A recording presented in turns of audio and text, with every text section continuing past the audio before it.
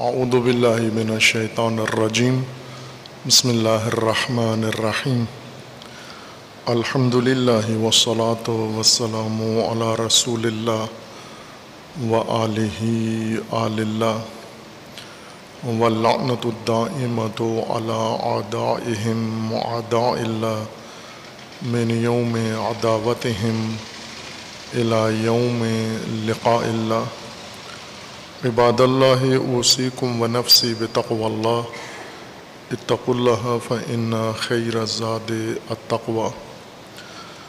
بندگان خدا، آپ سب کو اور اپنے نفس کو تقوی الہی کی وصیت کرتا ہوں، تقوی الہی کی نصیحت کرتا ہوں، تقوی الہی کی جانب دعوت دیتا ہوں اور تاکید کرتا ہوں کہ اپنی زندگی تقوی کے مطابق بسر کریں، تقوی کے زیر سایہ زندگی گزاریں اور تقوی کی بنیاد پر نظام زندگی قائم کریں۔ تقوی تحفظ ہے حیات انسانی کے لیے، دنیاوی حیات کے لیے، اخروی حیات کے لیے، انفرادی حیات کے لیے اور سماجی اور اجتماعی حیات کے لیے۔ اور تقوی سے باہر انسانی زندگی خطر میں ہے، معرض آفات میں ہے اور آخرت میں معرض عذاب میں ہے۔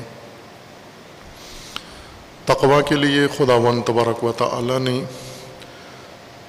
جو عوامل مقرر فرمائے ہیں، جہاں سے تقوی پھوٹتا ہے، جہاں سے تقوی انسان کو حاصل ہوتا ہے، ان میں سب سے اہم اور مرکزی عامل صراط مستقیم ہے۔ اللہ تعالیٰ کا فرمانا ہے ان ھذا صراطی مستقیما فاتبعوہ، یہ صراط مستقیم ہے، اس کی پیروی کرو۔ اور آخر میں آیا میں فرمایا لعلکم تتقون، اس صراط کی پیروی اس لیے کرو تاکہ تم تقوی کے مقام پر فائز ہو جاؤ۔ ساتھ ہی قرآن کریم میں اللہ تعالیٰ نے یہ توجہ بھی انسانوں کو اور مومنوں کو دلائی ہے کہ صراط مستقیم کے ارد گرد اور صراط مستقیم کے سے ہٹ کر اس کے بالمقابل دیگر طرق موجود ہیں جنہیں سبل کہا گیا ہے اور جن پر چلنے سے نہی کی ہے۔ وَلَا تَتَّبِعُوا السُّبُلَ، سبل کے اوپر مت چلو صراط کو چھوڑ کر۔ اور اللہ تعالیٰ نے قرآن کریم میں ان سبل کی بھی تفصیل بیان فرمائی ہے، ان کے مصادیق ذکر کیے ہیں، جن سبل کو، جن راستوں کو انسان اپنا لیتا ہے اور جو باعث بنتے ہیں کہ صراط مستقیم انسان سے ترک ہو جائے۔ صراط مستقیم سے مراد دین ہے اور منشور زندگی صراط مستقیم ہے، جس پر انسان کی زندگی گزرنی ہے، سفر زندگی جس پر طے ہونا ہے، وہ صراط ہے اور وہ دین ہے۔ اس کے مقابلے میں شیاطین نے، مجرمین نے، مفسدین نے، طاغوتوں نے، حکمرانوں نے، جہلاء نے، لا یعلمون نے مختلف راستے انسانوں کے لیے بنائے ہیں اور ان کی راہوں کو لوگوں نے اپنایا ہے۔ ہم اگر اپنی انسانی موجودہ نسل کو دیکھیں اور حتیٰ مسلمانوں کو دیکھیں تو بھی ہمیں عملی طور پر انسانی معاشرت میں اور مسلمانوں کی معاشرت میں کثرت سے یہ سبل نظر آتے ہیں جن پر مسلمان بھی اور غیر مسلمان بھی عمل پیرا ہیں۔ ان سبل میں ایک سبیل ضلال یا سبیل ضلالت ہے، گمراہی کا راستہ۔ اشارہ کیا تھا کہ قرآن کریم میں اور عربی زبان میں ضلال تحیر کو کہتے ہیں، حیرت کو کہتے ہیں، جس کو آپ اپنی زبان میں مادری میں کنفیوژن کہتے ہیں، اردو میں کنفیوژن کہتے ہیں، عربی میں تحیر بھی کہتے ہیں، فارسی میں حیرت کہتے ہیں۔ سرگردانی یعنی ایسی کیفیت جس میں انسان کو کچھ سمجھ نہ آ رہا ہو۔ اصل میں ضلال کے بارے میں ائمہ لغت نے جو ذکر کیا ہے وہ یہ کہ جب دو چیزیں آپس میں مخلوط ہو جاتی ہیں، مل جاتی ہیں، اس طرح سے مل جاتی ہیں کہ انہیں تشخیص نہ دیا جا سکے، اس طرح آپس میں ایک دوسرے سے گل مل جاتی ہیں، اس وقت جو انسان کی کیفیت ہوتی ہے ان دو چیزوں کے ملنے سے وہ ضلال ہے۔ اصل لغتاً دو چیزوں کے مخلوط ہونے کو ضلال کہتے ہیں، لیکن چونکہ اس مخلوط ہونے سے، خلط سے انسان کے اندر تحیر پیدا ہوتا ہے، حیرت پیدا ہوتی ہے، نافہمی پیدا ہوتی ہے، تذبذب پیدا ہوتا ہے، تردید آ جاتی ہے، یہ تشخیص دینے کے لیے کہ وہ چیز کون سی ہے۔ مثلا جیسے طلاب اگر مخلوط ہو جائیں عوام کے اندر، پروگرام ہوتا ہے یہاں تو طلاب مخلوط ہو جاتے ہیں عوام میں۔ اب بعض لوگ ایسے ہیں طلاب کے مسئولین جو پہچان لیتے ہیں کہ یہ طالب علم ہیں، یہ مہمان ہیں، لیکن کچھ کو نہیں پتہ چلتا کہ طلاب کون ہیں اور مہمان کون ہیں۔ انہیں ہر آدمی لگتا ہے یہ طالب علم ہو سکتا ہے، ہر آدمی لگتا ہے یہ مہمان ہو سکتا ہے۔ ممکن ہے طالب علم کو مہمان سمجھ لیں، ممکن ہے مہمان کو طالب علم سمجھ لیں۔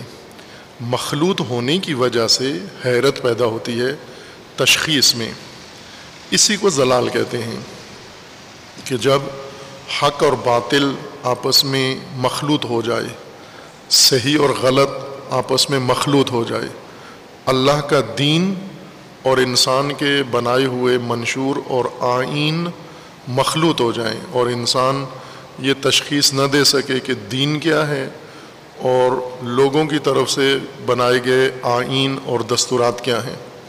جیسا کہ ابھی ہے، اس وقت لوگوں نے دین کے نام پر غیر دینی مواد بہت سارا قبول کیا ہوا ہے دین سمجھ کر، چونکہ خطیبوں نے، ذاکروں نے، تاجروں نے ان کو دین بنا کر پیش کیا ہے کہ یہ دین ہے تمہارا، اور لوگوں میں قوت تشخیص نہیں ہے، بلکہ بعض اہل علم بھی ہیں وہ بھی اس کو دین ہی سمجھتے ہیں۔ جو چیز ایک دفعہ بیان کر دی جائے یا لکھ دی جائے یا کسی کی زبان سے ادا ہو جائے، اسے دین کے نام پر اسے دین ہی سمجھ لیتے ہیں۔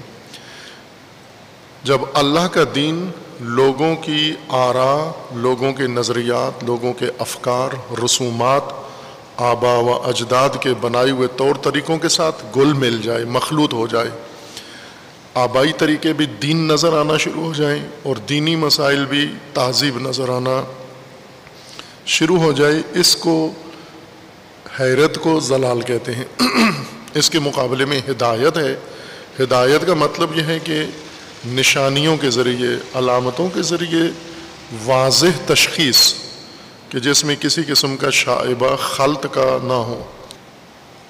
ہدایت اس حالت کو کہتے ہیں جس میں راستہ واضح ہو، راستے کی واضح نشانیاں موجود ہوں، علامتیں موجود ہوں، اور ان علامتوں کے ذریعے سے راستہ مشخص ہو جائے اور انسان دیکھنے والا، راستے کی جستجو میں جانے والا، تلاش کرنے والا بخوبی تشخیص دے سکے یہ راستہ ہے۔ اور وہی نشانیاں جہاں راستے کی نشاندہی کرتی ہیں، وہیں پر راستے کے علاوہ جو نشانات ہیں یا نشانیاں ہیں انہیں بھی معین کر دیتی ہیں کہ یہ راستہ نہیں ہے۔ یہ نشانیاں دو کام کرتی ہیں، راستے کو کجراہے سے، بے راہے سے راہ کو جدا کرتی ہیں۔ یہ نشانیاں یوں نہیں ہے کہ یہ نشانی فقط بتاتی ہے یہ راستہ ہے، یہ بھی بتاتی ہے کہ اس کے علاوہ دائیں بائیں جو موجود ہے وہ راستہ نہیں ہے، وہ کجراہا ہے، وہ بے راہا ہے، وہ راہ کے علاوہ کوئی اور مسیر ہے، ہدایت نہیں ہے، یعنی انسان کا راستہ جو مقرر کیا گیا ہے وہ نہیں ہے۔ یہ دونوں چیزیں ہدایت سے کشف ہوتی ہیں۔ ہدایت یافتہ انسان وہ ہے جسے دونوں چیزیں معلوم ہیں، دین بھی معلوم ہے، دین کی حقیقی تعلیمات بھی اس کو پتہ ہیں، اور دین کے علاوہ جو دین کے نام پر مشہور کر دیا گیا ہے، پھیلا دیا گیا ہے، وہ بھی انہیں معلوم ہے۔ اس کو ہدایت کہتے ہیں۔ جو آدمی یہ تشخیص نہ کر سکے، جس کو ہر چیز دین نظر آئے، جو کچھ بنو امیہ نے کیا ہے وہ دین نظر آئے اس کو، جو جعلی روایتوں میں ہے، حدیثوں میں ہے، وہ بھی اس کو دین نظر آئے، جو گمراہ لوگوں نے دین کے نام پر چیزیں پھیلا دی ہیں، عقیدے پھیلا دیے ہیں، رسمیں پھیلا دی ہیں، وہ بھی اس کو دین نظر آئے۔ اور اسی طرح جہلا خطبہ جو کچھ کہیں دین کے علاوہ دین کے نام پر، اس کو وہ بھی دین نظر آئے۔ یہ ہدایت یافتہ انسان نہیں ہے۔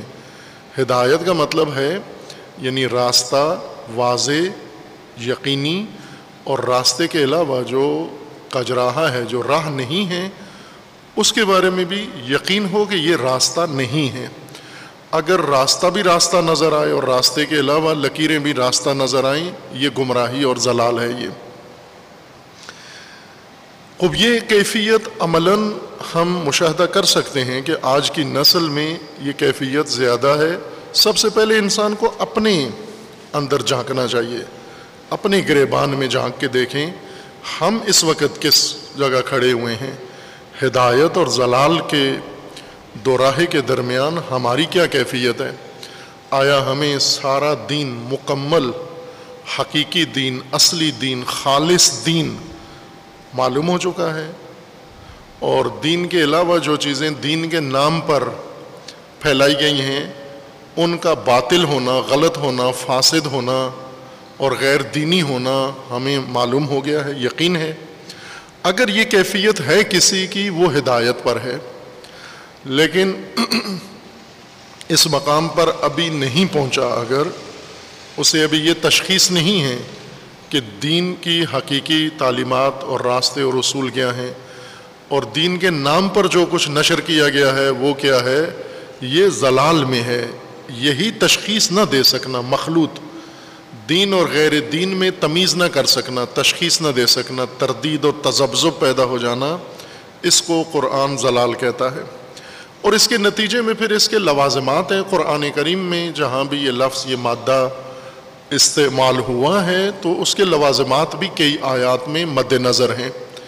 کچھ آیات میں اصل معنی ضلال کا حیرت و تردید مخلوط ہونے کے نتیجے میں، اور کچھ آیات میں اس کے لوازمات مد نظر ہیں آیات کے۔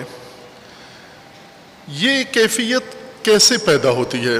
یعنی جب صراط اور سبل میں خلط کب ہوتا ہے؟ دین اور بے دینی، دین اور جہالت میں اختلاط کیسے واقع ہوتا ہے؟ کس منبع کے ذریعے سے ہوتا ہے؟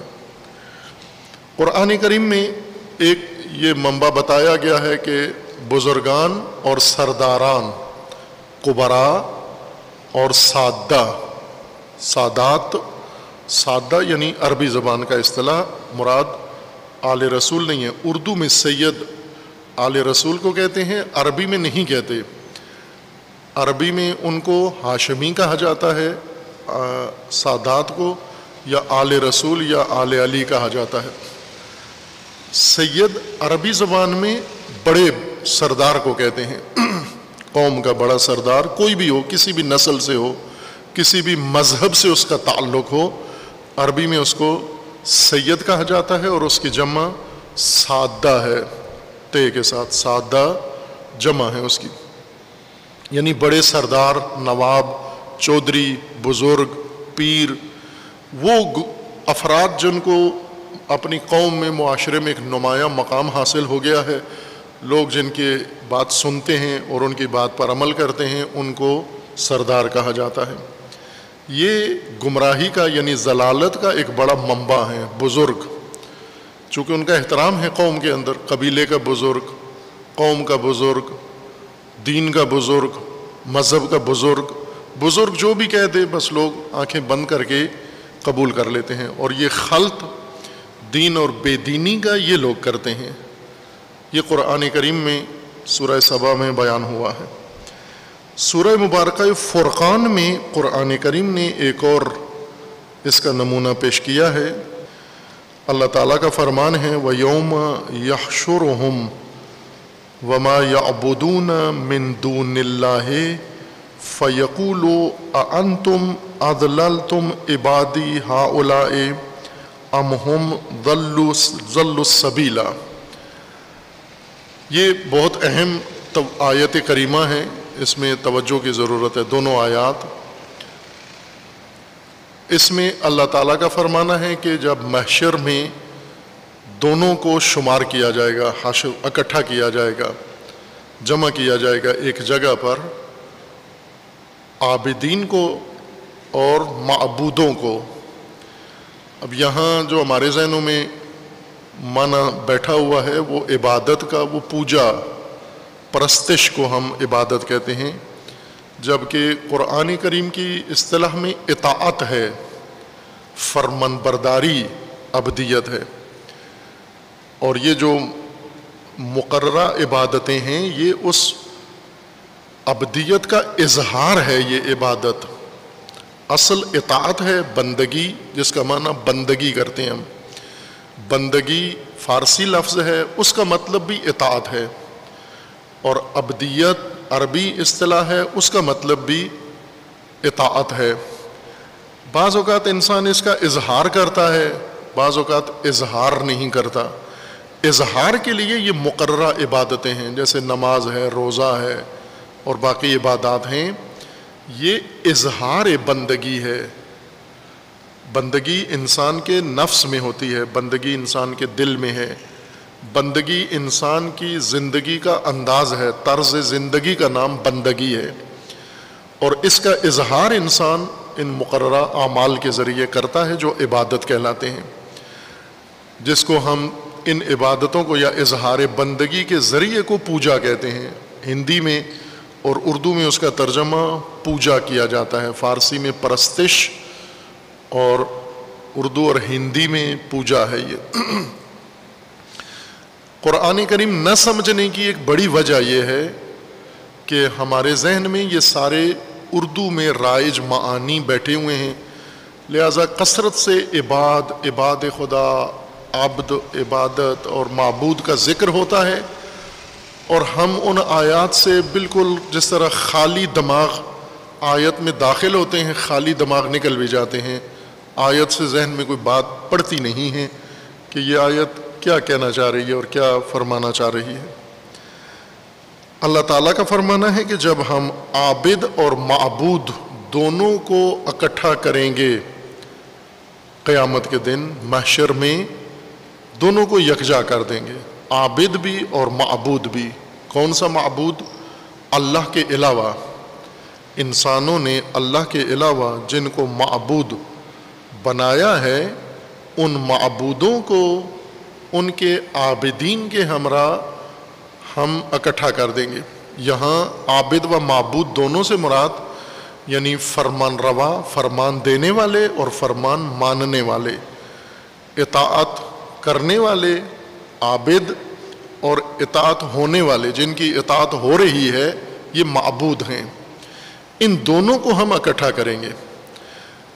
انسان اس لیے کثرت سے غیر اللہ کی عبدیت میں مصروف ہے، چونکہ عبادت کا مطلب ہم نے فقط پوجا کیا ہے۔ مثلا جتنے لوگ بھی اطاعت کرتے ہیں طاغوتوں کی، یہ پوجا نہیں کرتے، ان کی سجدہ نہیں کرتے۔ ہم صرف سجدہ کرنے کو عبادت کہتے ہیں، عبدیت۔ فرمان ماننا، اطاعت کرنا، حکم ماننا عبدیت ہے، اور معبود جس کا حکم، جس کا فرمان مانا جائے، جس کی اطاعت کی جائے، سجدہ کریں یا نہ کریں، اگر اس کی بات مانتے ہیں، اس کا دستور مانتے ہیں، اس کا فرمان مانتے ہیں، اس کا حکم مانتے ہیں، اس کا فیصلہ مانتے ہیں، یہ آپ کا معبود ہے، جس کے آپ پیروکار ہیں، جس کے آپ اطاعت گزار ہیں۔ پوجا ہم نے بات ساری شرک اور توحید کی بات ساری لا کے پوجا پہ اکٹھی کر دی۔ بہت سارے مشرک اپنے آپ کو مسلمان سمجھتے ہیں، مومن سمجھتے ہیں، کیوں کہ پوجا نہیں کرتے اللہ کے علاوہ کسی کی، لیکن اطاعت کثرت سے کرتے ہیں۔ بلکہ اطاعت کے لیے اگر ڈھونڈیں تو آپ کو قلیل انسان زمین پہ ملیں گے جو اللہ کی اطاعت کرتے ہیں، اور اللہ کے علاوہ کسی کی اطاعت نہیں کرتے۔ اور معبودوں کا بھی جب ذکر آتا ہے تو فوراً ہمارے ذہنوں میں بے جان معبود آ جاتے ہیں، جیسے بت، ستارے، پتھر، جانور، ان کی پوجا کرنے والے۔ انسانوں کا تصور نہیں آتا، جبکہ انسان شرک میں، پتھروں اور بے جان چیزوں کے شرک میں مبتلا نہیں ہیں، انسانوں کو معبود بنانے کے شرک میں کثرت سے مبتلا ہے۔ یہ شرک عام ہے، جس طرح قرآن کریم کی سورہ یوسف میں آیت ہے کہ جو بھی وَمَا يُؤْمِنُ بِاللَّهِ إِلَّا وَهُمْ مُشْرِكُونَ، اللہ پر جو ایمان لائے ہیں یہ اکثر مشرک ہیں۔ یہ جو اللہ کو مانتے ہیں ان کے ایمان میں شرک ہے۔ جو اللہ کو مانتے ہیں یہ پوجا تو کسی اور کی نہیں کرتے، پوجا فقط اللہ کی کرتے ہیں، لیکن ہیں مشرک۔ کیوں؟ اس لیے کہ اللہ کے علاوہ بہت سارے لوگوں کی اطاعت کرتے ہیں، طاغوتوں کی اطاعت کرتے ہیں، سرداروں کی اطاعت کرتے ہیں، بزرگوں کی اطاعت کرتے ہیں۔ آپ خود دیکھ لیں، آپ خود کس کس کی اطاعت کرتے ہیں، کس کس کا حکم اور دستور مانتے ہیں؟ اللہ کے علاوہ جن کی ہم اطاعت کرتے ہیں وہ اسی بندگی کے زمرے میں آتا ہے۔ البتہ وہ لوگ جو ہمیں اللہ کا حکم سناتے ہیں اور ہم حکم خدا مانتے ہیں، یہ اطاعت ان کی نہیں ہے، یہ اللہ کی اطاعت شمار ہوتی ہے۔ اگر ماں باپ اللہ کا حکم اولاد کو بتائیں اور اولاد یہ حکم بجا لائے، یہ ماں باپ کی اطاعت نہیں ہے، یہ اللہ کی اطاعت ہے۔ رسول و انبیاء اللہ کا حکم بتاتے ہیں، ائمہ اللہ کا حکم بتاتے ہیں، علماء اللہ کا حکم بتاتے ہیں، اور ان کے اس بات کو ماننا یہ اللہ کی اطاعت شمار ہوتی ہے، یہ عبادت خدا ہے، یہ عبدیت اللہ کی ہے، یہ انسانوں کی نہیں ہے۔ انسانی عبادت وہاں ہوتی ہے جہاں اللہ کے حکم کے علاوہ، اللہ کے حکم سے ہٹ کر ایک انسان اپنی طرف سے کسی کو حکم دے، یا انسان اس کے حاکمیت کو مان لے کہ تم میرے حاکم ہو، تم میرے فرمان روا ہو، تم میرے دستور دینے والے ہو، اور جو دستور تم دو گے ہم سارآنکھوں پہ اس کو بجا لائیں گے۔ یہ عبادت غیر اللہ ہے، اطاعت غیر اللہ۔ عبادت غیر اللہ سے مراد اطاعت غیر اللہ۔ اب قیامت میں اللہ تعالیٰ ان دونوں کو اکٹھا کرے گا محشر میں، عابد اور معبود، یعنی اطاعت کرنے والا اور اطاعت شدگان جن کی اطاعت کی جا رہی ہے، جن کو اللہ کی جگہ بٹھا کر ان کا حکم اور ان کا دستور مانا جا رہا ہے، انہیں دونوں کو خدا اکٹھا کرے گا۔ خوب ظاہر ہے کہ یہ بے جان، بعض مفسرین نے اس آیا کے ذیل میں یہ نقطہ ذکر بھی کیا ہے کہ جب محشر میں حشر ہوگا تو محشر انسانوں کا ہوگا، جانوروں کا اور پتھروں کا اور پہاڑوں کا محشر نہیں ہوگا، وہ تو ہوں گے نہیں اس وقت، چونکہ قیامت میں دنیا کی بساط لپیٹ لی جائے گی، لہٰذا یہ ساری چیزیں یہ تو کل اہن المنفوش ہیں، یہ تو روئی بن کے ختم ہو جائیں گے، یہ معبود بھی اور پتھر بھی اور حجر بھی، درخت، سارے پہاڑ۔ اور محشر یعنی حشر کرنا، اکٹھا کرنا سب کو یکجا، یہ یوں نہیں ہے کہ انسان بھی اکٹھے ہوں گے اور مٹی بھی ہوگی، ریت بھی ہوگی، سیمنٹ بھی ہوگا، سریا بھی ہوگا، وہاں انسان بھی ہوگا۔ محشر صرف انسانوں کا ہے، غیر انسان محشر میں اس کا کوئی کام نہیں ہے، نہ سبزیاں، نہ دالیں، نہ بریانی، نہ کوئی چیزیں، دیگیں وہاں نہیں ہوں گی، انسان ہوں گے، صرف انسان، جیسے بھی انسان ہیں۔ گمراہ انسان ہیں تو انسان، اگر نیک انسان ہیں، اطاعت گزار ہیں تو بھی انسان، جن کی اطاعت کی گئی ہے وہ بھی انسان، جو اطاعت کرنے والے ہیں وہ بھی انسان۔ لہٰذا یہ انسانی محشر ہے۔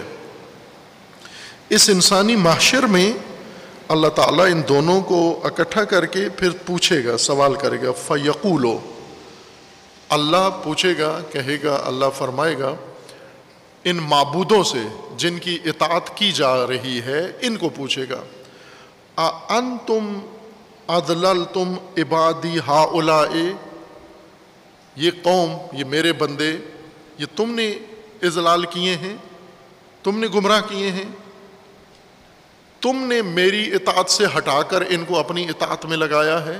أَأَنْتُمْ، تمہارا کام ہے یہ، معبودوں سے پوچھے گا۔ اب توجہ فرمائیں یہ آیت کتنی اہم ہے۔ اس آیت میں یہ بتایا جا رہا ہے کہ ایسا بھی زمین پہ ہو رہا ہے، آج کی موجودہ نسل میں ہو رہا ہے، جہاں معبود اللہ کا بندہ ہے اور عابد معبود کا بندہ ہے، انسان کا بندہ ہے۔ جس کی اطاعت کی جا رہی ہے وہ اللہ کا بندہ ہے، لیکن لوگوں نے اس کو اپنے لیے الہ مان لیا ہے، اس کو معبود مان لیا ہے۔ جس کو انہوں نے معبود بنایا ہے یہ خود اللہ کا بندہ ہے۔ اس آیہ میں یہ بتایا جا رہا ہے کہ جب یہ معبود جو لوگوں نے اختیار کر لیے ہیں، اب طبقہ یہ جو معبود ہیں یہ محدود ہو جاتے ہیں، چونکہ سارے معبود اللہ کے بندے نہیں ہیں۔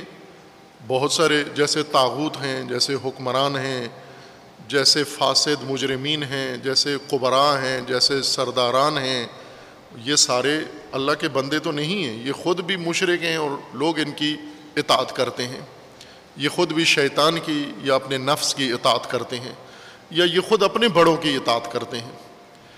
ایک طبقہ معبودوں کا ایسا ہے، استثناء کر کے علیحدہ کر کے اس آیہ میں معبودوں کے ایک جماعت کو ذکر کیا جا رہا ہے کہ جن کی عبادت کی جاتی ہے، اطاعت کی جاتی ہے، لیکن وہ خود اللہ کے اطاعت گزار ہیں۔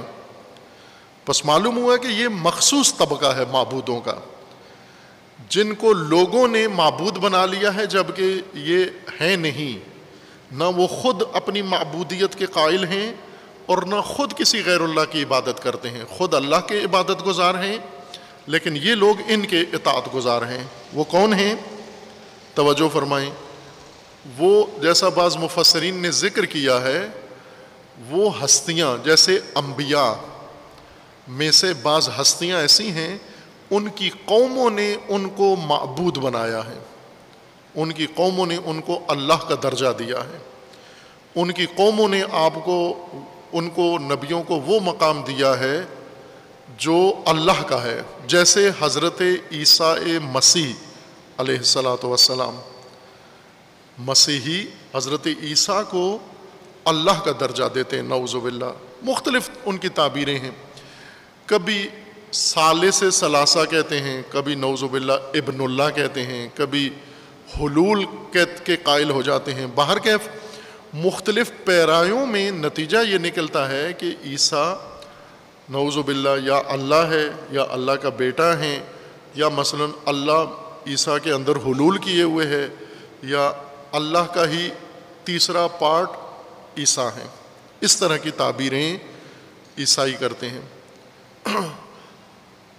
اور کثرت سے ہیں، عیسائی کم تو نہیں ہیں۔ آج بھی سب سے بڑا مذہب دین دنیا میں عیسائی ہیں، دوسرے نمبر پر مسلمان ہیں، ایسے شناختی کارڈ کے لحاظ سے، ورنہ عملی طور پر عیسائی ابھی نام نہاد ہی رہ گئے ہیں، چونکہ اپنے مذہب پر قائم نہیں ہیں۔ لیکن عیسائی خاندانوں میں پیدا ہونے والی اکثریت دنیا میں عیسائی مذہب کو ماننے والے ہیں، دوسرے نمبر پر مسلمان ہیں، تیسرے نمبر پر ملحد لوگ ہیں جو کسی کو نہیں مانتے، نہ عیسائی ہیں، نہ مسلمان ہیں، نہ یہودی ہیں، کچھ بھی نہیں ہیں۔ اور یہود بہت قلیل ہیں، وہ زیادہ نہیں ہیں، شمار نہیں ہوتے اتنے، فتنے ان کے زیادہ ہیں لیکن عدد ان کا بہت قلیل ہے۔ اس کے علاوہ پھر ادیان آ جاتے ہیں، جیسے ہندو ہیں، بدھسٹ ہیں، سب سے زیادہ عیسائی ہیں زمین پر۔ 7 ارب آبادی میں مذہب کے پیروکاروں میں سب سے زیادہ یہ ہیں۔ یہ مانتے کس کو ہیں؟ یہ عیسیٰ کو ابن اللہ مانتے ہیں، اللہ کا بیٹا یا اللہ کا جز یا اللہ کا حصہ، اپنی تفسیروں کے مطابق۔ ان کو ان کے معبود کے ساتھ محشر میں اکٹھا کیا جائے گا حضرت عیسیٰ کے ساتھ۔ یا جیسے یہودی عزیر کو ابن اللہ مانتے ہیں، وہ بھی نبی خدا ہیں علیہ الصلوۃ والسلام، عزیر کو ابن اللہ کہتے ہیں یا اللہ کا درجہ دیتے ہیں، انہیں بھی اپنے معبود کے ساتھ، یعنی جس کو انہوں نے معبود بنایا ہوا تھا سمجھ رہے تھے، اس کے ساتھ اکٹھا کریں گے۔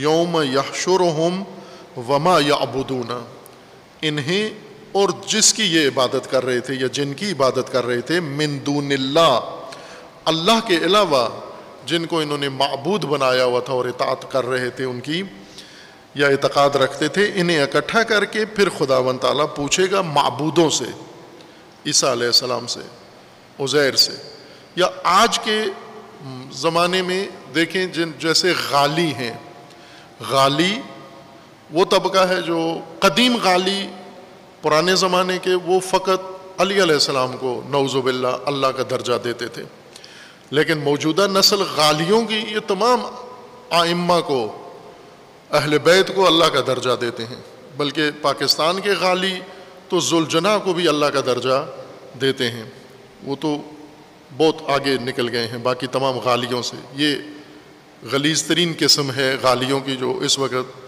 پاکستان میں ہیں۔ خوب یہ انبیاء کو اللہ مانتے ہیں، ائمہ کو مانتے ہیں، یا اور اس طرح کی مقدس ہستیوں کو معبود بنایا ہوا ہے۔ قرآن کا آیت کا متن اس طرح سے ہے کہ انہی پر تطبیق ہوتا ہے، چونکہ جب اللہ معبودوں کو اور عابدوں کو اکٹھا کرے گا تو معبودوں سے پوچھے گا کہ آیا تم نے اس کو ان میرے بندوں کو اپنی عبادت پہ لگایا ہے، آپ نے ان کو گمراہ کیا ہے، انتم اضللتم عبادی ہؤلاء، یہ بندے میرے تھے جو ابھی محشر میں جہنم کے لیے تیار ہیں، مشرک ہیں تمہاری عبادت کی وجہ سے، آیا تم نے ان کو اپنی عبادت پر لگایا ہوا تھا؟ وہ جواب دیں گے نہ۔ دوسرا حصہ سوال کا یہ ہے، اللہ تعالیٰ کا سوال معبودوں سے یہ ہے، اَأَنْتُمْ أَضْلَلْتُمْ عِبَادِي هَؤُلَاءِ أَمْ هُمْ ضَلُّوا السَّبِيلَ، آپ نے ان کو اضلال کیا ہے، گمراہ کیا ہے، یا یہ خود ہو گئے ہیں، یہ خود گمراہ ہو گئے ہیں، آپ نے کیا ہے یا خود ہوئے ہیں؟ یہ سوال معبودوں سے کیا جائے گا۔ خوب ظاہر ہے یہ اب معبود جواب دیں گے، قالوا سبحانک، لوگ جن کی بندگی کر رہے ہوں گے اور اللہ ان کے ساتھ ان کو شمار کرے گا، تو وہ معبود جن کو لوگوں نے گمان کیا ہوا تھا معبود ہیں، وہ خود نہیں کہیں گے ہم معبود ہیں یا ہم نے انہیں کہا ہے۔ سبحانک، منزہ ہے، پاک ہے تیری ذات، ما کان ینبغی لنا ان نتخذ من دونک من اولیاء، پاک ہے تیری ذات اے ہمارے پروردگار، منزہ ہے تو، برتر ہے تو، ما کان ینبغی لنا، ہمیں یہ حق نہیں پہنچتا، ہمارے لیے یہ سزاوار نہیں ہے۔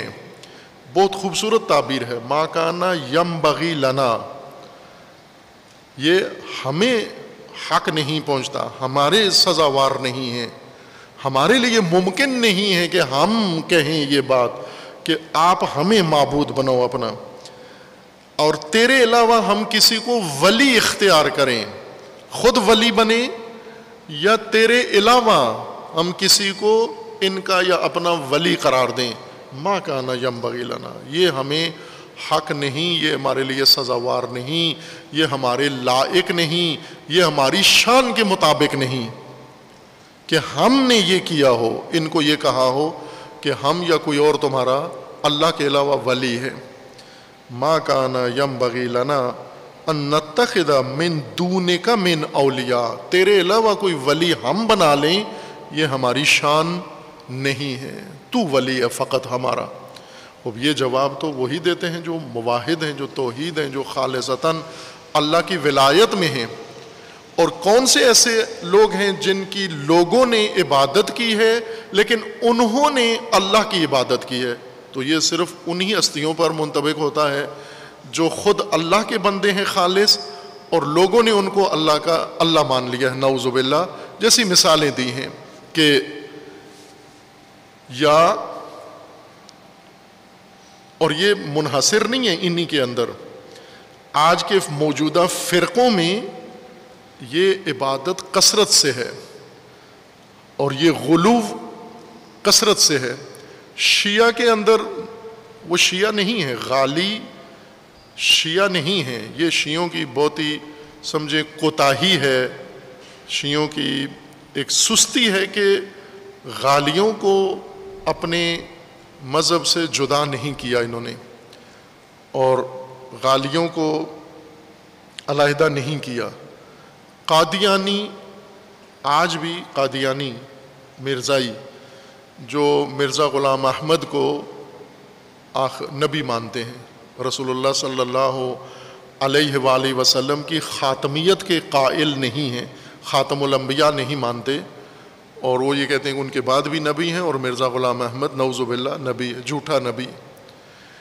اس جرم میں حنفی، ان کی رسمی فقہ ابھی بھی حنفی ہے، یہ حنفی مذہب کے پیروکار ہیں، ابھی بھی جو قادیانی علماء ہیں، فقہا ہیں، وہ حنفی فقہ کے مطابق فتویٰ دیتے ہیں، امام ابو حنیفہ کو اپنا پیشوا فقہ میں مانتے ہیں، شریعت میں، لیکن اس کے باوجود حنفیوں نے یہ نہیں کہا کہ اگر ان کو ہم غیر مسلم قرار دیں تو حنفی کم ہو جائیں گے، حنفیوں کی تعداد دنیا میں کم ہو جائے گی، لہٰذا ان کو دبا رہنے دو اندر، حنفی تو ہیں نا، یہ واضح طور پر ان کو غیر مسلم قرار دیا۔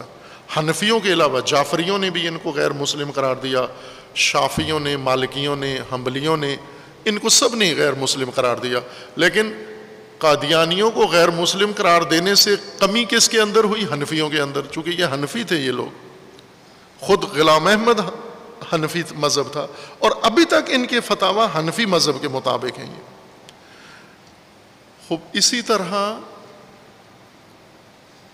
ان سے بدتر، قادیانیوں سے بدتر غالی ہیں، چونکہ قادیانی اللہ کا شریک تو نہیں ٹھہراتے کسی کو، خاتم الانبیاء کی خاتمیت کے منکر ہیں، اور اتنے غلیظ کافر قرار دیے گئے ہیں کہ ان کا نام لینا کوئی پسند نہیں کرتا، اتنی نفرت مسلمانوں کے اندر ان کی نسبت پیدا ہوئی ہے۔ لیکن غالی جو ان سے کئی درجہ بدتر ہیں، چونکہ وہ لوگ اللہ کا شریک ٹھہراتے ہیں، وہ اللہ کی الوہیت کا انکار کرتے ہیں، لیکن ان کے لیے وہ احساس نہیں پایا جاتا۔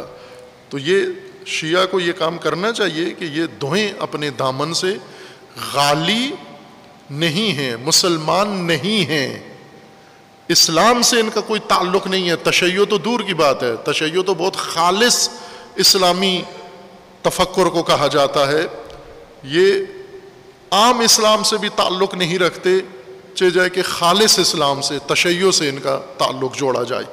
یہ شیعہ کے اندر سستی ہے، اور اس کا خمیازہ شیعہ کو بھگتنا پڑتا ہے۔ یہ غالی جتنا شرک و کفر بکتے ہیں، وہ شیعہ کے نام درج ہو رہا ہے، وہ شیعہ کے نام لکھا جا رہا ہے، شیعہ یوں کہتے ہیں، شیعہ یوں کہتے ہیں، اجل ہیں، پاک ہے دامن تشیع شرک سے، کفر سے، اور ان چیزوں سے جو غالی انجام دیتے ہیں۔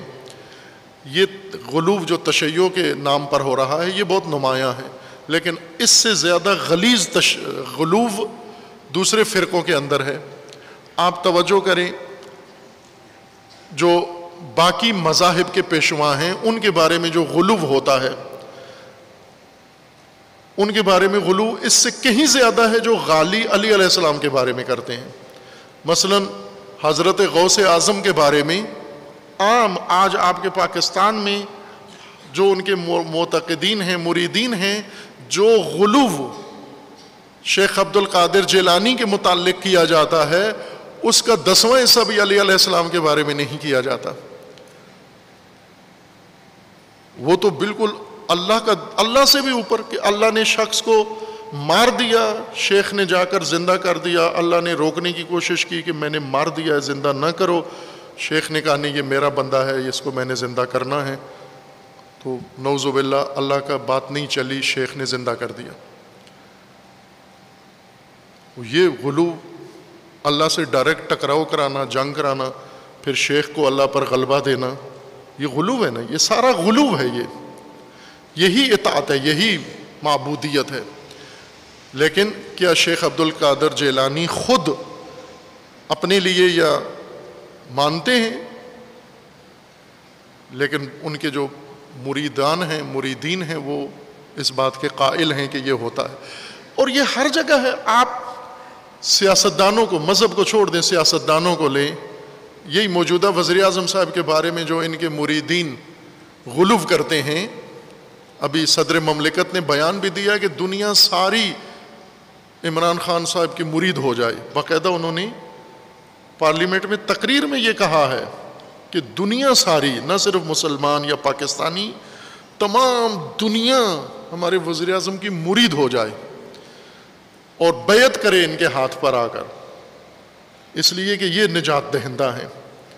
اب دیکھیں یہ غلو ہے نا، یہ بھی صدر مملکت علوی صاحب یہ لوگوں کو دعوت دے رہے، خود تو مبتلا ہیں اس میں، عوام کو دعوت دے رہے ہیں کہ آپ بھی بیعت کرو اور آپ بھی مرید ہو جاؤ، شاگرد بنو ان کے اور ان کے مرید بن جاؤ۔ آپ سیاست میں جتنا غلو ہے، لیڈروں کے بارے میں جتنا غلو ہے، اب آپ مختلف مذاہب کے مختلف سیاسی جماعتوں کے پیشواؤں کے بارے میں آپ دیکھیں تو اللہ سے زیادہ بڑا مقام دیتے ہیں پیشواؤں کو۔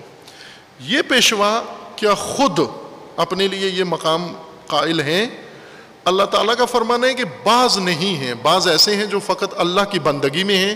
جب اللہ ان عبادت گزاروں کو اور معبودوں کو اکٹھا کرے گا، ان سے پوچھے گا کہ آپ نے ان کو گمراہ کیا ہے، وہ کہیں گے کہ سبحانک، منزہ ہے تیری ذات، ہمیں یہ حق نہیں بنتا کہ ہم تیرے علاوہ کسی کو ولی اختیار کریں۔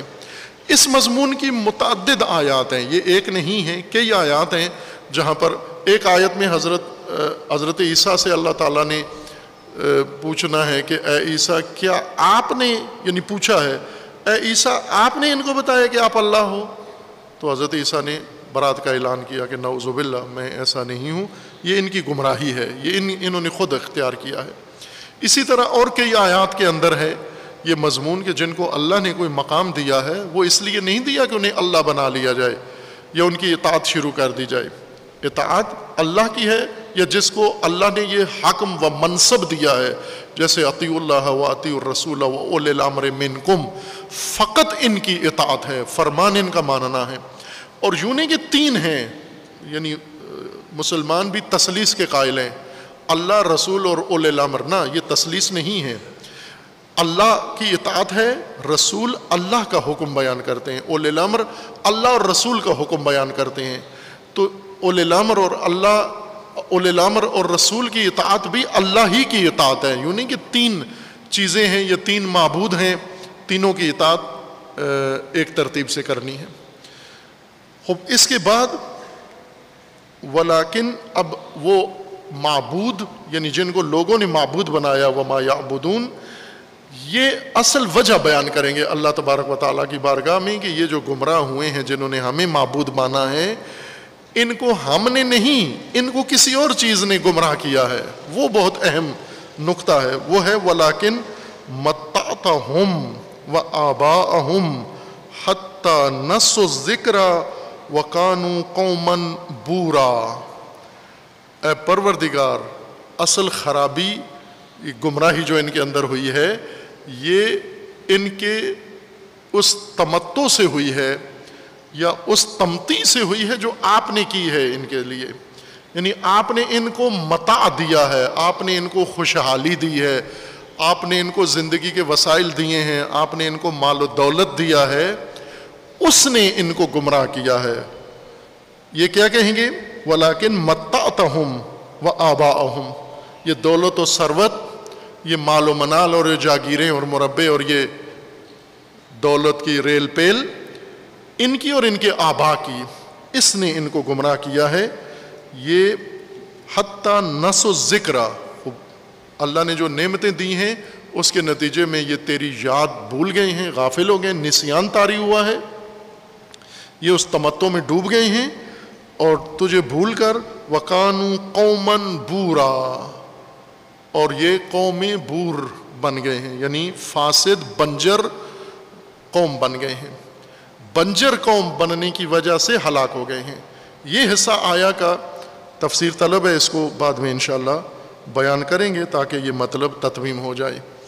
اللہ تعالیٰ کا فرمانا ہے کہ صراط مستقیم پر تمہیں تقوی نصیب ہوگا، صراط مستقیم پر قائم رہنے کے لیے خطرہ یہ ہے کہ سبل دائیں بائیں موجود ہے، ان سبیلوں میں سے ایک خطرناک سبیل ضلالت کا سبیل ہے، یعنی حیرت، سرگردانی اور کنفیوژن کا راستہ۔ یہ سبیل کون کھولتا ہے، کہاں سے حاصل ہوتی ہے؟ اللہ تعالیٰ محشر میں عابدوں اور معبودوں کو اکٹھا کر کے پوچھے گا یہ ضلالت کس نے پھیلائی ہے، کون ذمہ دار ہے اس ضلالت کا؟ تو وہ پاکیزہ ہستیاں جو خود اللہ کی اطاعت میں ہیں، لیکن لوگوں نے ان کو معبود بنا لیا ہے، وہ اللہ کے سامنے اپنا عذر پیش کریں گے کہ ہم نے ان کو اذلال نہیں کیا، ان کو دولت و ثروت و رفاہ نے اذلال کیا ہے، اور اس وجہ سے یہ قوم بور بن گئے ہیں۔ قوم بور یعنی بنجر قوم، یہ وضاحت بعد میں کریں گے۔ اللہ تعالی ہم سب کو فہم دین عطا فرمائے، اور خداوند تبارک و تعالی ہمیں صراط مستقیم کو سمجھنے کی توفیق دے، اور صراط مستقیم پر قائم رہ کر زندگی گزارنے کی توفیق عطا فرمائے انشاءاللہ، اور اللہ تعالیٰ سب کو لباس تقوی عطا فرمائے انشاءاللہ، اور زیور تقوی سے سب کو آراستہ فرمائے انشاءاللہ۔ اعوذ باللہ من الشیطان الرجیم، بسم اللہ الرحمن الرحیم۔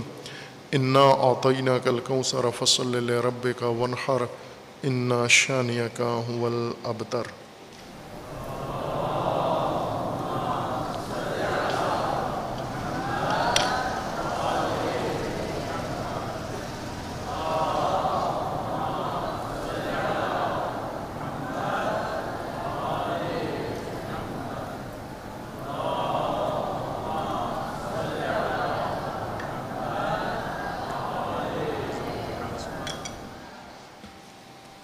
اعوذ باللہ من الشیطان الرجیم، بسم اللہ الرحمن الرحیم۔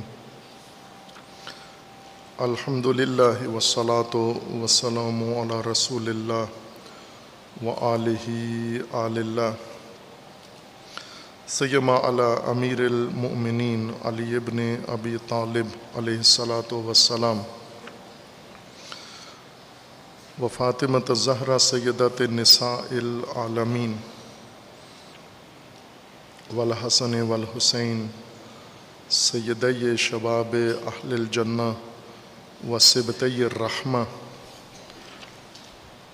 وعلی ابن الحسین ومحمد ابن علی وجعفر ابن محمد وموسیٰ ابن جعفر وعلی ابن موسیٰ ومحمد ابن علی وعلی ابن محمد والحسن ابن علی والحجت ابن الحسن القائم المنتظر المہدی، حجج اللہ علی عبادہ وامناؤہ فی بلادہ، واللعن علی اعدائہم اجمعین من الآن الی قیام یوم الدین۔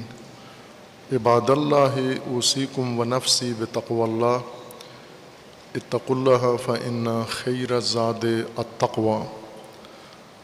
بندگان خدا، آپ سب کو اور اپنے نفس کو تقوی الہی کی وصیت کرتا ہوں، تقوی الہی کی نصیحت کرتا ہوں، تقوی الہی کی جانب دعوت دیتا ہوں، اور تاکید کرتا ہوں کہ اپنی زندگی تقوی کے مطابق بسر کریں، تقوی کے زیر سایہ زندگی گزاریں، اور تقوی کی بنیاد پر نظام زندگی قائم کریں۔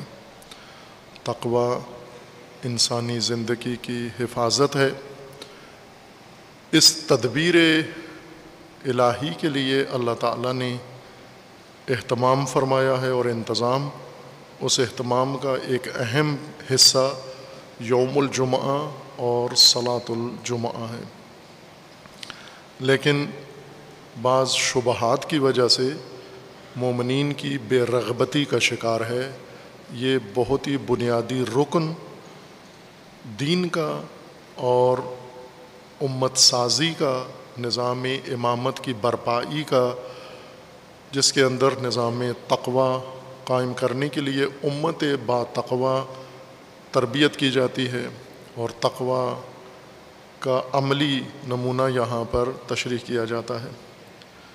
ان شبہات میں اب بے رغبتی کی مثالیں ہم خود اپنی مسجد میں بھی دیکھ سکتے ہیں کہ یہ چھوٹے بچے نئے داخلے والے ہیں، ان کو جو ان کے اساتید ہیں، جہاں ضروری احکام ان کو پہلے بتاتے ہیں، نماز جمعہ کی خصوصی تربیت دیں ان بچوں کو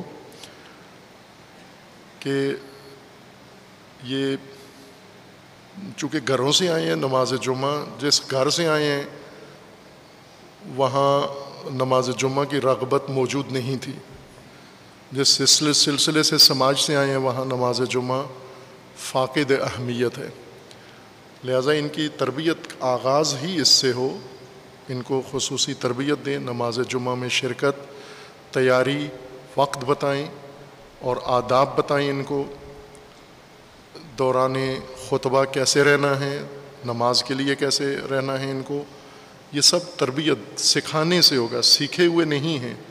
اور اس پر بھی اکتفا نہ کریں کہ دوسروں کو سکھا دیا ہے یہ ان کو دیکھ کر سیکھ لیں گے۔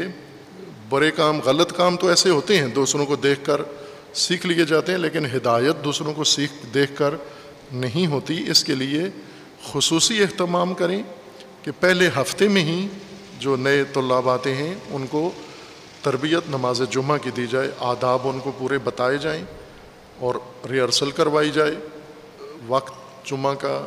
اور اس کے جیسے ابھی آپ اٹھ کے کھڑے ہوتے ہیں، جب یہ ادب ہے، واجب نہیں ہے، ادب ہے، جب امام عصر اجل اللہ تعالی فرج و شریف کا نام آتا ہے تو ادب سے اٹھ کر کھڑے ہو جاتے ہیں، ادب بجا لاتے ہیں، نماز جمعہ کا حصہ نہیں ہے یہ، اور اچھا ادب ہے، مومنین جہاں بھی ہیں دنیا میں یہ ادب بجا لاتے ہیں۔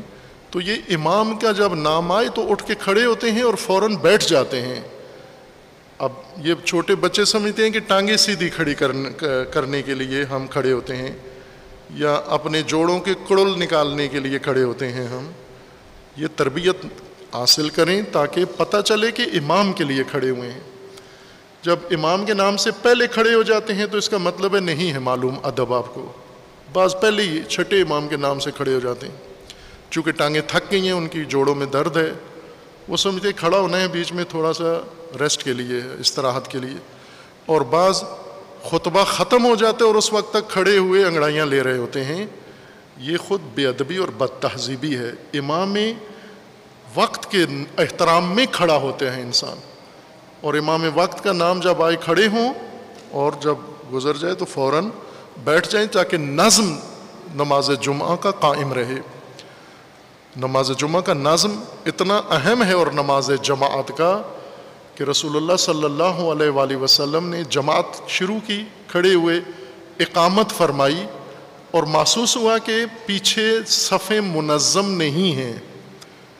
رسول اللہ کو احساس ہوا کہ پیچھے صفیں منظم نہیں ہیں۔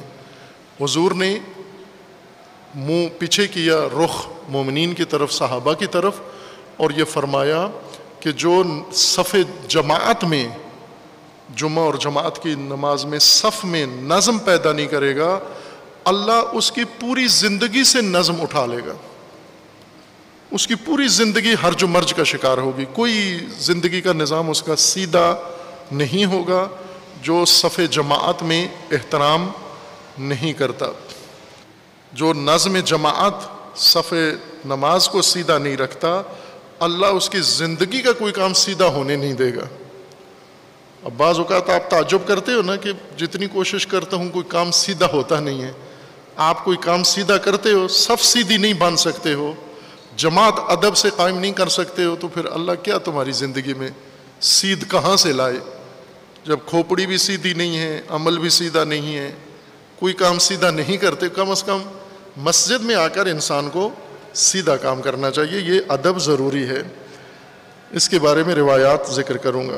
بات ہماری ان شبہات کے بارے میں تھی جو نماز جمعہ میں بے رغبتی کا باعث بنے ہیں، کہ اکثر نماز جمعہ کو ضروری نہیں سمجھتے، جو سمجھتے ہیں وہ بھی اپنے سٹائل سے آتے ہیں، اپنی مرضی سے آتے ہیں، اپنے انداز سے آتے ہیں۔ یہ سب بے رغبتی ہی کی علامتیں ہیں، ورنہ وہ طریقہ جو آغاز میں پڑھا ہے کہ کیسے جمعہ میں آئے، جو ہی اذان ہوتی ہے دوڑتے ہوئے آؤ، اور ملائکہ حاضری لگا رہے ہوتے ہیں، اور جنت میں اسی ترتیب سے داخل کیا جائے گا جس ترتیب سے نماز جمعہ میں آتے ہو، اسی انداز سے آپ کو آخرت میں مقام دیا جائے گا جو انداز نماز جمعہ میں آپ کا ہے۔ تو یہاں اگر بے رغبتی ہے تو ادھر بھی، وہاں پر بھی جنت میں گیٹ کے پاس ایسی جگہ بنی ہوئی ہیں بے رغبتوں کے لیے۔ آگے نہروں والی جنت میں ان کا کوئی جگہ نہیں ہے، حوروں والی، وہ وہیں پہ جو چوکیداری کا کمرہ ہوتا ہے اسی کے ساتھ ایک جنگلہ لگا ہوگا کہ جس طرح جمعے میں آتے تھے اسی طرح یہاں بھی تم جنت میں بھی یہیں گیٹ پہ رہو تم۔ یہ احادیث پہلے پڑھی ہیں آپ کی خدمت میں رسول اللہ صلی اللہ علیہ وآلہ وسلم کی اور ائمہ اطہار کی. ان شبہات نے یہ شدید بے رغبتی پیدا کی ہے، تکلیف دہ بے رغبتی.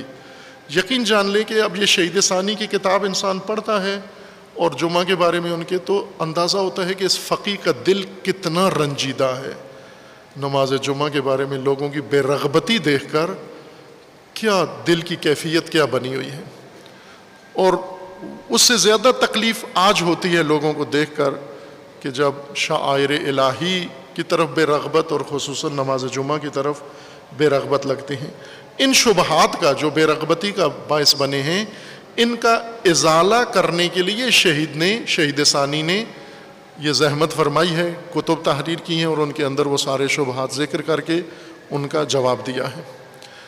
جمعہ کے بارے میں شبہہ یہ کیا گیا ہے کہ نماز جمعہ قرآن سنت کی روح سے، سیرت کی روح سے واجب ہے، عینی اور واجب تعینی ہے، تخییری نہیں ہے. لیکن غیبت کبریٰ کے زمانے میں یہ واجب تخییری ہے. یہ عموم مشہور فتویٰ ہو گیا ہے. لیکن مجموعی طور پر 4 قول موجود ہیں نماز جمعہ کے بارے میں. ایک واجب تعینی ہے، جس طرح خود شہید کا اپنا قول ہے کہ جیسے رسول اللہ کے زمانے میں جمعہ واجب تھا ایسے ہی آج بھی ہے اور قیامت تک ایسا ہی رہے گا، کوئی فرق نہیں پڑتا. رسول اللہ کی رحلت کے بعد بھی جمعہ واجب ہے. رسول اللہ کی رحلت سے نماز جمعہ کے وجوب میں یا دیگر عبادتوں کے وجوب میں فرق نہیں پڑتا، سارے واجبات اپنی جگہ قائم ہیں. رسول اللہ دنیا سے رخصت ہو گئے. اس کے بعد شیعہ اعتقاد کے مطابق ائمہ معصومین اوصیاء ہیں، وصی ہیں، اور اوصیاء کے زمانے میں ہو بہو رسول اللہ کا دین ویسا ہی قائم ہے جس طرح رسول اللہ چھوڑ کر گئے تھے. اور ائمہ اطہار کے عصر میں پھر ایک اور موڑ آتا ہے غیبت کا، غیبت کبریٰ کا. اس کے بعد بھی تمام دین اسی طرح موجود ہے، نافذ ہے، لاگو ہے اور قائم ہے. ذرا برابر غیبت کبریٰ سے دین کی کوئی شق معمولی سی بھی معطل نہیں ہوئی، نہ ائمہ نے کی، نہ رسول اللہ نے کی، نہ اللہ نے کی. جس طرح ایک قانون فارمولہ ہے، حلال محمد حلال الی یوم القیامہ و حرام محمد حرام الی یوم القیامہ.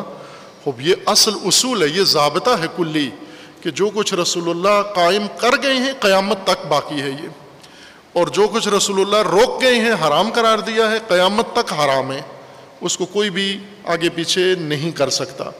علماء کا کام اس کی تفسیر کرنا ہے، معطل کرنا نہیں ہے. لیکن شبہات کی وجہ سے یہ عمل ہو گیا نماز جمعہ کے متعلق. ایک قول واجب تعینی کا ہے، ایک قول کہ امام کے ساتھ مشروط ہے جمعہ، اور چونکہ اس عصر میں امام نہیں ہے لہذا جمعہ بھی نہیں ہے. ایک قول یہ ہے کہ نماز جمعہ غیبت کبریٰ کے زمانے میں جائز نہیں ہے، اور ایک قول یہ ہے کہ نماز جمعہ غیبت کبریٰ کے زمانے میں واجب نہیں ہے، جائز ہے. اور ایک قول یہ ہے کہ نماز جمعہ واجب تخییری ہے، یعنی اختیار ہے آپ کو جمعہ پڑھنے کا اور جمعہ چھوڑنے کا. یہ اللہ نے آپ کو دے دیا ہے، آپ کے ہاتھ میں سٹیئرنگ دے دیا عبادت کا، دین کا، کہ مرضی ہے کرو مرضی ہے نہ کرو. تخییر کا یہی مطلب ہوتا ہے کہ اختیار بندے کا ہے، جیسا کرنا چاہے کرے. یہ ایک قول ہے جس کو قول مشہور کہا گیا ہے. شہید نے یہ فرمایا کہ پہلا قول شہید نے خود اپنایا کہ نماز جمعہ واجب تعینی اور واجب عینی ہے، اور جو شبہات پیش کیے گئے ہیں وہ سارے انہوں نے جواب دیا، رد کیا، استدلال کیا، قرآن سے استدلال کیا، قرآن کی 2 آیات سے، اور پھر روایات سے. روایات کثرت سے ہیں لیکن 10 صحیح و سند و تام الدلالہ روایات سے شہید نے استفادہ کیا کہ نماز جمعہ غیبت کبریٰ میں واجب تعینی ہے. اور اسی طرح 3 دلیلیں اور دیں شہید نے. اس کے علاوہ ایک استصحاب سے استفادہ کیا کہ پہلے واجب تھا، اب غیبت کبریٰ میں اگر شک ہوتا ہے واجب ہے یا نہیں تو استصحاب بقائے وجوب کریں گے ہم، اس دلیل کو بھی. اور ایک اصالت الجواز شہید نے یہ دلیل پیش کی جس کی تشریح کی ہے، اور ایک اجماع امت اجماع امت اسلامیہ، تمام امت اسلامیہ کا اس پر اجماع ہے کہ نماز جمعہ واجب تعینی ہے مطلقہ۔ ایک اور قول یہ ہے کہ نماز جمعہ غیبت کبریٰ کے زمانے میں واجب ہے لیکن مشروط واجب ہے، اور شرط یہ ہے کہ اگر چونکہ غیبت کبریٰ ہے، امام نہیں ہے، نائب امام فقی کی اجازت کے ساتھ مشروط ہے۔ اگر فقی ہر زمانے کا اجازت دے یا منسوب کرے نماز جمعہ تو نماز جمعہ قائم ہوگا، ورنہ نہیں ہوگا۔ یہ قول باوجود اس کے کہ اس کا کسی نے فتویٰ نہیں دیا اس کے مطابق، لیکن شہید نے اس قول کو زیادہ تشریح کی ہے، ہر دوسرے قول سے اس کی زیادہ تشریح کی ہے کہ یہ بائیں کے اس کے مطابق فتویٰ نہیں ہے، آج بھی کسی کا فتویٰ نہیں ہے نماز جمعہ کے بارے میں، پہلے بھی نہیں تھا اس کے متعلق، لیکن فقہی استدلالی کتابوں کے اندر اس قول کا ذکر ہے، اور یہ قول اس لیے ہم یہاں بیان کریں گے، پوری عبارت نہیں پڑھیں گے، وہ ذرا زیادہ طالب علمانہ انداز ہو گیا ہے اس کا، مدرسانہ، اس کو عام لوگوں کی فہم کے مطابق میں عرض کروں گا خلاصہ اس بحث کا، اور یہ اس لیے بھی عرض کروں گا کہ خود نماز جمعہ سے زیادہ، چونکہ نماز جمعہ کے بارے میں یہ قول دوم جو شہید بیان کر رہے ہیں اور رد کریں گے، یہ نماز جمعہ کے بارے میں شہید کا بھی فرمانا ہے کہ کسی نے اس پر فتویٰ نہیں دیا، لیکن ایک احتمال کے طور پر کتابوں میں ہے تو ہم اس کو پیش کرتے ہیں۔ میں اس لیے آپ کی خدمت میں عرض کر رہا ہوں کہ یہ قول جو ہے اس کے اندر نماز جمعہ کے بارے میں جو فتویٰ ہے وہ تو ثابت ہو جائے گا، شہید اس کو ذکر کریں گے اور جواب بھی دے دیں گے، لیکن جس بنیاد پر یہ قول بیان کیا گیا ہے وہ بہت اہم ہے، وہ یہ ہے کہ غیبت کبریٰ میں ان فقہا نے یہ کہا ہے، اور بڑی قاعدے کی بات کی ہے انہوں نے، وہ یہ ہے کہ غیبت کبریٰ میں امام معصوم غائب ہیں شیعہ اعتقاد کے مطابق، اور جب امام غائب ہیں تو امام کی غیبت کے بعد آیا کوئی نیابت دین کی ہے موجود یا نہیں ہے، یا امام بھی غائب ہو گئے، دین کی کوئی نیابت بھی نہیں ہے اور دین کا کوئی والی و سرپرست بھی نہیں ہے، لوگ اسی طرح جانوروں کی طرح فری ہو جائیں، جس طرح جانوروں کے لیے کوئی دین نہیں ہے، تو غیبت کے زمانے میں مسلمانوں اور انسانوں کے لیے بھی کوئی دین نہیں ہے۔ خب یہ تو کوئی نہیں کہہ سکتا کہ غیبت امام سے دین ہی سارا زمین سے اٹھ گیا ہے، دین تو اپنی جگہ قائم ہے، اگر دین قائم ہے تو پھر دین کی سرپرستی، دین کی ولایت کا کوئی نہ کوئی تو متبادل انتظام ہوگا، اور وہ ہے نیابت امام کا نظام۔ تشیع کے اعتقاد کے مطابق رسالت کی نیابت امامت کو اور امامت کی نیابت فقاہت کو حاصل ہے، فقہا کو۔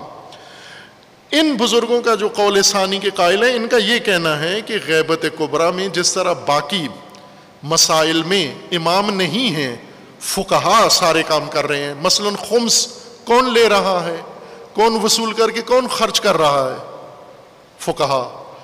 وہ فقہا کو کس نے اجازت دی ہے کہ آپ امام غائب ہیں اور مال امام، نماز جمعہ تو نہیں ہے نا کہ جمعہ امام، نماز جمعہ کے ساتھ تو یہ قید نہیں ہے نا کہ عبادت امام، جمعہ امام، خطبہ امام، وہاں تو نماز جمعہ ہے، امام کا لفظ نہیں ہے، لیکن خمس میں تو باقاعدہ ساتھ قید لگائی گئی ہے مال امام، یہ امام کا مال ہے، خالص امام کا مال ہے، امام کی غیر موجودگی میں کیوں وصول کرتے ہو؟ یہ جواب یہ ہے کہ نیابت حاصل ہے، امام کے جو متعلقہ کام ہیں وہ امام کی غیبت کے زمانے میں نائبین امام انجام دیں گے۔